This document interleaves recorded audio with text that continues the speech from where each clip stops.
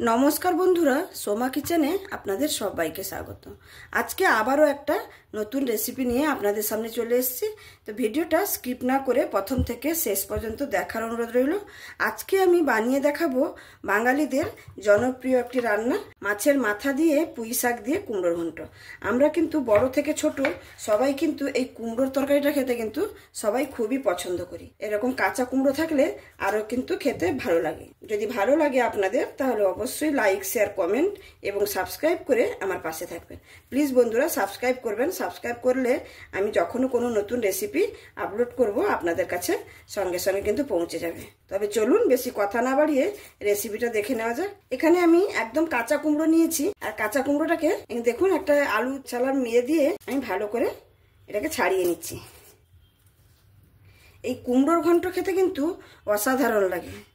মাছের মাথা দিয়ে একদম অনুষ্ঠান বাড়ির মতন আজকে আমি কুমড়ো রান্নাটা করব। এখানে কুমড়োটা সম্পূর্ণভাবে ছাড়িয়ে নিয়েছি, খোসাগুলোকে সরিয়ে দিচ্ছি। এবার কুমড়োগুলোকে কেটে নেব।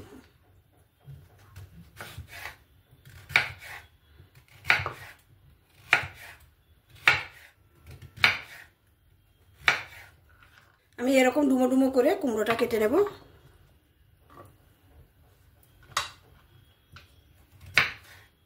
সমস্ত কুমড়োগুলো আমি কেটে নিলাম। এখানে দেখুন কুমড়ো, আলু আর পুঁই শাকটাকে আমি আগে কেটে রেখেছিলাম। সবজিগুলোকে সাইডে রেখে আমি এখানে মাছের মাথা নিয়ে নিয়েছি। এখানে আমি কাতলা মাছের মাথা নিয়েছি, আপনারা চাইলে রুই মাছের মাথাও নিতে পারেন। আমি এখানে কাতলা মাছের মাথাতে ভালো করে ধুয়ে পরিষ্কার করে রেখেছি। একটু লবণ আর হলুদ মাখিয়ে নেব।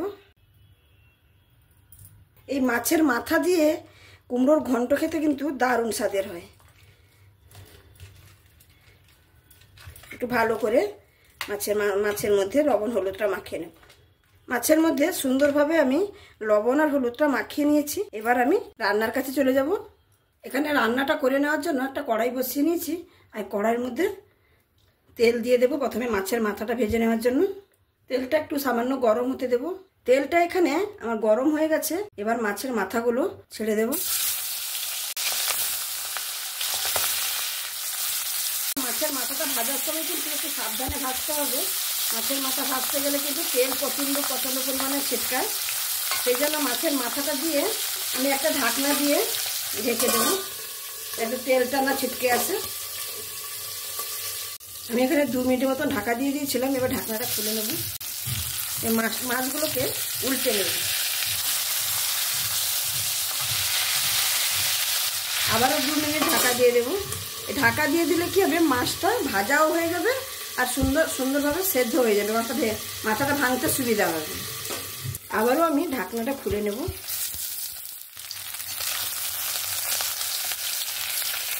মাছের মাথাগুলো সুন্দর লাল লাল করে ভেজে নিয়েছি, আর এখানেই আমি একটু ভেঙে নেব।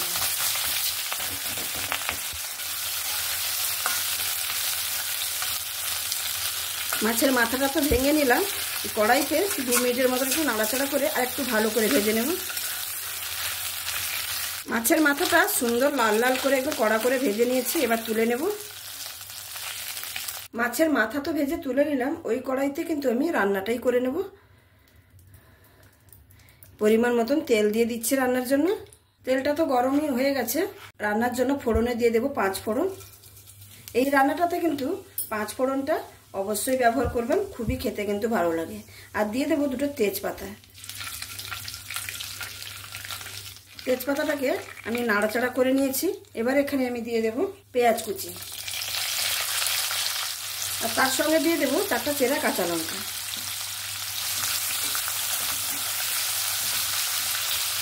দিয়ে আমি পেঁয়াজটাকে সুন্দর লাল লাল করে ভেজে নেব।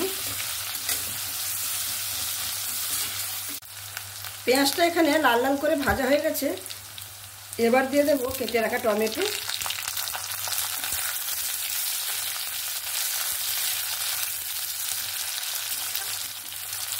টমেটোটা দিয়ে একবার নাড়াচাড়া করে নিয়েছি।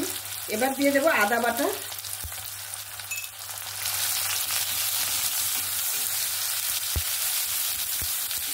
আদা বাটাটা দিয়ে ভালো করে একবার কষিয়ে নেব।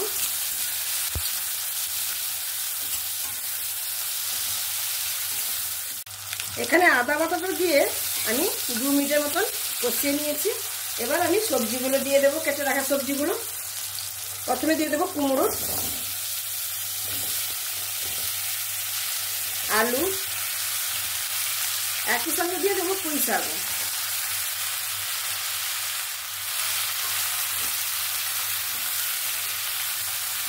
দিয়ে ভালো করে মিক্স করে নেব।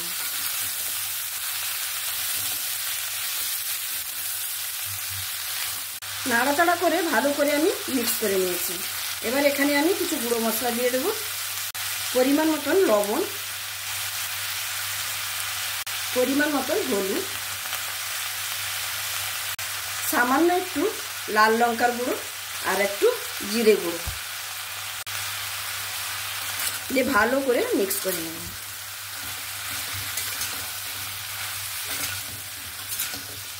মশলাটা দিয়ে ভালো করে নাড়াচাড়া করে নিয়েছি। এবার একটা ঢাকনা দিয়ে আমি ঢেকে দেব 5 মিনিটের জন্য।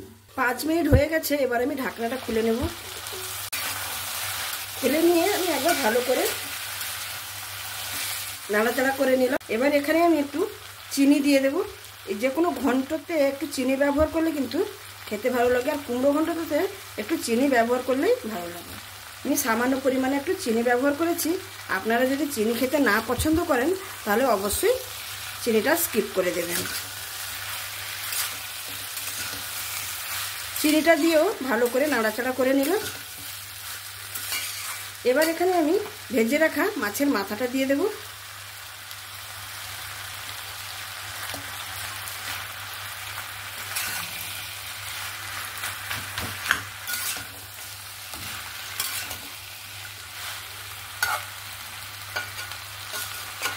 মাছের মাথাটা দিয়ে ভালো করে মিক্স করে নিচ্ছি।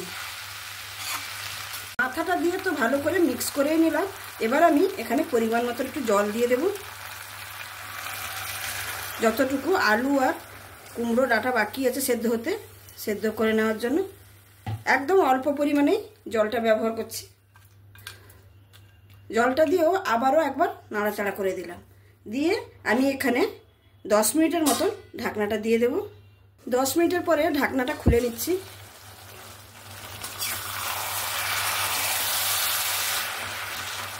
জলটা একদম শুকিয়ে গেছে। এবার একটু খুন্তি দিয়ে এরকম একটু ভেঙে ভেঙে দেব। যেহেতু এটা ঘন্ট, একটু ভাঙা ভাঙা হলে খেতে কিন্তু ভালো লাগবে।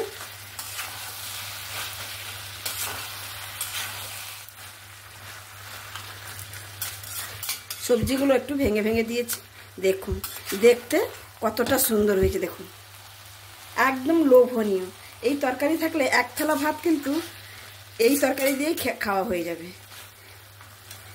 আমার রান্নাটা এখানে একদমই কমপ্লিট। আমি এবার পরিবেশন করে দেখাচ্ছি।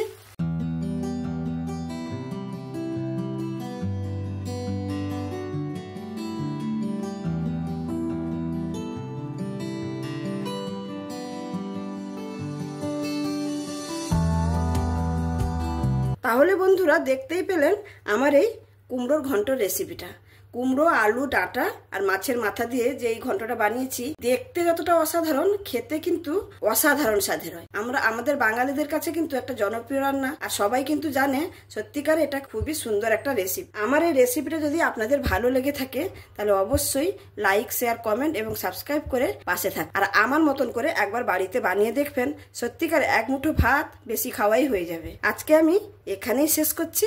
আবার দেখা হবে অন্য কোনো দিন অন্য কোনো রেসিপির সঙ্গে। আর যে সকল বন্ধুরা অলরেডি সাবস্ক্রাইব করে আমার পাশে আছে তাদেরকে অসংখ্য ধন্যবাদ। আর যারা এখনও সাবস্ক্রাইব করেননি, প্লিজ বন্ধুরা সাবস্ক্রাইব করে আমার পাশে থাকুন। আমি যখনও কোনো নতুন রেসিপি আপলোড করব আপনাদের কাছে সঙ্গে সঙ্গে পৌঁছে যাবে। তাহলে আজকে এখানেই শেষ করছি। আপনারা সবাই ভালো থাকবেন, সুস্থ থাকবেন, সাবধানে থাকবেন। ধন্যবাদ।